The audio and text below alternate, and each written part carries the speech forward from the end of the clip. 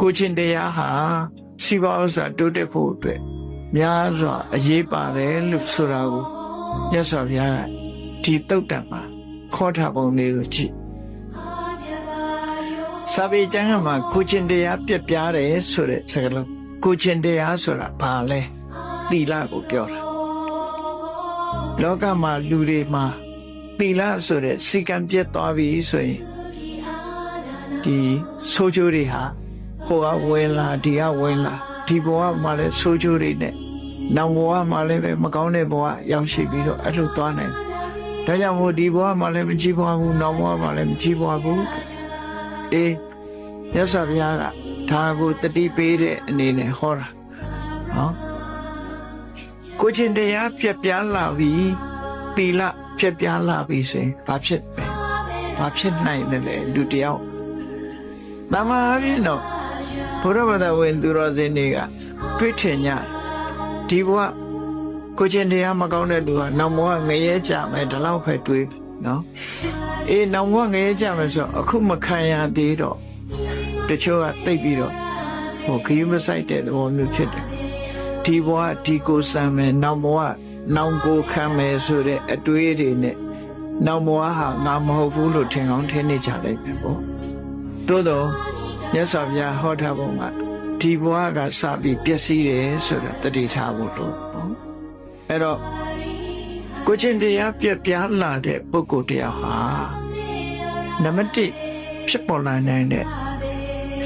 အရာကပါလဲလို့ဆိုကိုချွေးနဲ့သွေးနဲ့အနှစ်နဲ့အလားလားရှားဝေစုဆောင်ထားတဲ့ပစ္စည်းဥစ္စာတွေ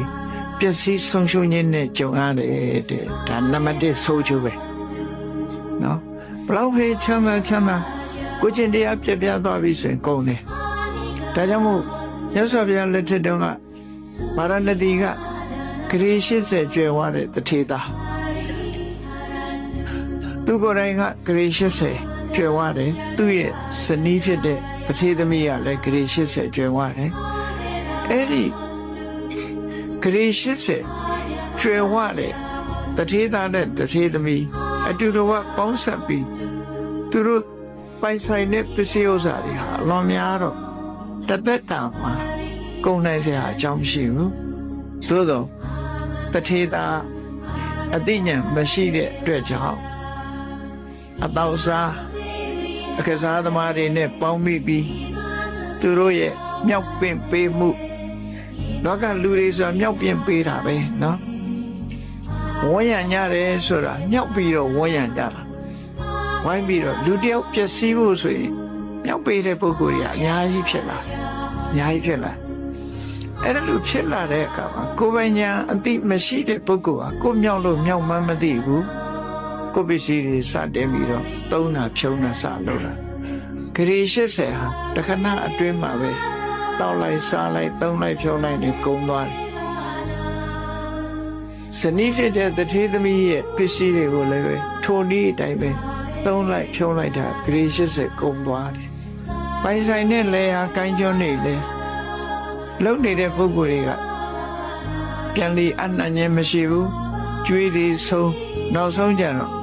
ခွက်လက်ဆွဲပြီးတော့တောင်းစားရတဲ့ဘဝမျိုးရောက်သွားတယ်ဆိုတာလူရဲ့သမိုင်းမှာအထင်ရှားဖြစ်ပေါ်ခဲ့ပြီး